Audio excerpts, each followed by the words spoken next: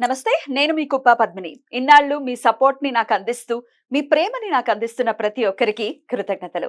ఇప్పుడు చూడబోతున్న ఈ వీడియో కూడా ఖచ్చితంగా మీకు ఉపయోగపడుతుంది.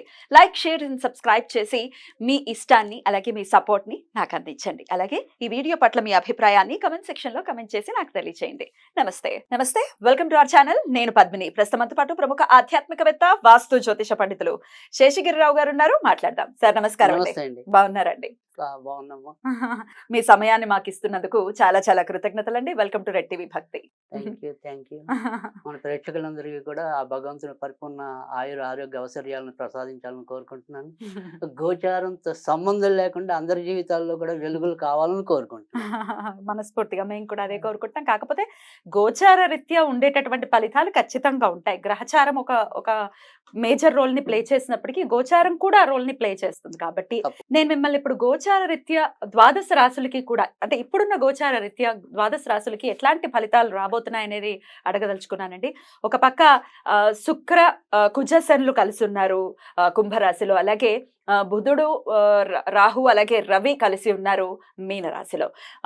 మేజర్ గ్రహాలు అంటే 6 గ్రహాలు ఇంచుమించు ఒకే దగ్గరలో ఉన్నటువంటి పరిస్థితి. ఇట్లాంటి గోచార పరిస్థితులు ఉన్నప్పుడు ద్వాదశ రాశుల మీద ఎలాంటి ఇంపాక్ట్ ని చూపిస్తుంది ఒక్కసారి మీ ద్వారా? తప్పకుండా. అంటే ఇక్కడ మనం ఏదైతే ఇప్పుడు ఈ సంయోగం అంటాం, గ్రహాల సంయోగం అనుకోండి, అది ఒక్కొక్క బిందువులో వారు ఇంకా దగ్గరగా ఉన్నప్పుడు దాని ఫలితం అనేది ఇంకో రకంగా ఉంటుంది. అయితే ఇక్కడ మనం మాట్లాడాల్సింది ఏంటంటే కనుక ప్రతి ఒక్కరి మీద ఒకే రకమైన ప్రభావం అనేది ఉంటుందా అనేది కొంతమందికి వస్తుంది. అంటే ఇప్పుడు సపోజ్ ఒక అశ్విని నక్షత్రంలో పుట్టిన వారు కొన్ని లక్షల మంది ఉంటారు. అవునండి. సో ఈ గోచారాన్ని ఎంత వాళ్ళకి కరెక్ట్ చేయాలి అనేది అందరం మనం నిరంతరం తప్పించే విధానం, ప్రశ్నార్థకమే అది ఎలా ఉంటుంది అనేది.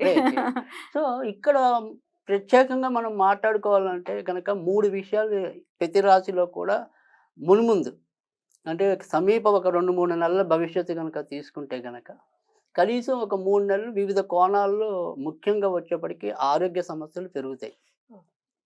ఒకటి ఎవరెవరికండి చెప్తా. సో ఆరోగ్య సమస్యలు అనేది పెరుగుతాయి. తర్వాత ఎవరైతే ఈ కొత్తగా గర్భం దాల్చి ఉంటారో, అంటే రీసెంట్ అనుకోండి, వాళ్ళకి కూడా ఒక్కోసారి గర్భస్రావ ప్రమాదాలు ఉంటాయి. తర్వాత రెండోది, ఎవరికైతే క్షణికావేశం ఉంటుందో ఆ షార్ట్ టెంపర్తో చేసే నేర ఘోరాల సంఖ్య పెరుగుతుంది. సో అందుకని ఖచ్చితంగా ఈ 2-3 నెలలు కూడా ఏ రాశి వారైనా ఎంతో కొంత జాగ్రత్త తీసుకోవాలి. స్ట్రెస్ఫుల్ లైఫ్ ఉంటుంది 2-3 నెలలు. 2-3 నెలలు. సో అది ఎలా ఉంటుంది అనేది ఒక్కొక్క రాశిని బట్టి చెప్దాం. తప్పకుండా. కన్యా రాశి వారికి ఎలా ఉండబోతోందండి? కన్యా రాశి వారికి కూడా, అంటే ఇప్పుడు మనం చాలా రోజులు కన్యా రాశి ఒకటి, కుంభరాశి ఒకటి, మీన రాశి ఒకటి కొద్దిగా జాగ్రత్తగా ఎక్కువ మిగతా రాశులతో పోలిస్తే ఉండాలని చెప్తున్నాం. ఇక్కడ ఈ కన్యా రాశి వారికి వచ్చేప్పటికి ఏంటంటే ఎక్కువ ఎందుకు జాగ్రత్తగా ఉండాలి అంటే, సరే ఇప్పుడు ఒక పార్ట్ అయితే అయిపోతుంది 16వ తారీఖు. ఈ 16వ తారీఖు లోపు ఎవరైతే ఉన్నారో యూత్, అంటే పెళ్లి కాని యువతి యువకులు, వీళ్ళు కొద్దిగా పెడతావ పట్టే అవకాశాలు అయితే ఉన్నాయి. ఏంటి మార్చి 16 లోపు అయితే? రైట్. సో మార్చి 16 నుంచి వాళ్ళకుండే ఇబ్బంది తగ్గిపోతుంది. ఇంకా పెద్దవాళ్ళకి వచ్చే ఇబ్బందులు బిగిన. సో పెద్దవాళ్ళకి ఏ రకంగా ఇబ్బందులు వస్తాయి అనేప్పటికీ ఇక్కడ ఏంటంటే, ఆల్రెడీ రాహు చాలా కాలంగా అక్కడ మనకి సప్తమంలోనే ఉన్నాడు, లగ్నంలో ఇక్కడ కేతు ఉన్నాడు.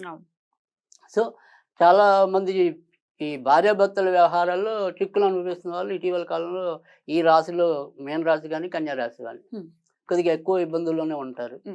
అంటే ఆల్రెడీ ఎవరైనా సరే మనం ఏమంటాము, విడాకుల్లో వాడికి సంబంధించిన ప్రయత్నాల్లో ఉన్నారు కొంతమంది. లేదు భార్యాభర్తల గొడవలు ఉన్నాయి, అవి ఇప్పుడు కూడా కొలిక్కి రావు. ఇప్పుడు టైం పడుతుంది. అంటే గొడవలు పడే వాళ్ళకి టైం పడుతుంది, విడాకులు తీసుకునే వాళ్ళకి తేలికవుతుంది. అంటే మనం ఒక అండర్స్టాండింగ్కి వచ్చేసాం మనం విడాకులు తీసుకోవాలని, అలాంటి వాళ్ళకి తేలికే. సో కానీ ఇంకా అటు ఇటు కాకుండా ఊగిసలాడుంది, తీసుకోవాలా కాంప్రమైజ్ అవ్వాలా అది అయితే నానుస్తుంది. సో ఆ రకంగా వాళ్ళకి అంత మంచి అయితే కాదు. అంటే కేతు ముందుకు వెళ్ళేంత వరకు కూడా ఇలానే ఉంటుంది అనుకోవచ్చా? అంటే కేతు ముందుకు వెళ్ళకపోయినా కనీసంలో అయితే ఈ గురుడు అనేవాడు భాగ్యస్థానానికి రావాలి. తర్వాత బుధుడు మేషానికి రావాలి. అప్పుడు ఒకంత ఊరట అనేది ఉంటుంది. తర్వాత రెండోది వచ్చేప్పటికి ఏంటంటే ఈ కన్య రాశిలో లగ్నంలో కేతు ఉండటం అనేది ఒకటి, ఆ బుధుడు ఆల్రెడీ లగ్నాధిపతి మరి నీచల్లో ఉండటం అనేది ఒకటి, తర్వాత పంచమంలో కుజుడు, తర్వాత వచ్చేప్పటికి షష్టమంలోకి వెళ్తాడు కనుక ఇటు పిల్లల వ్యవహారాల్లో వీళ్ళు జాగ్రత్తగానే ఉండాలి.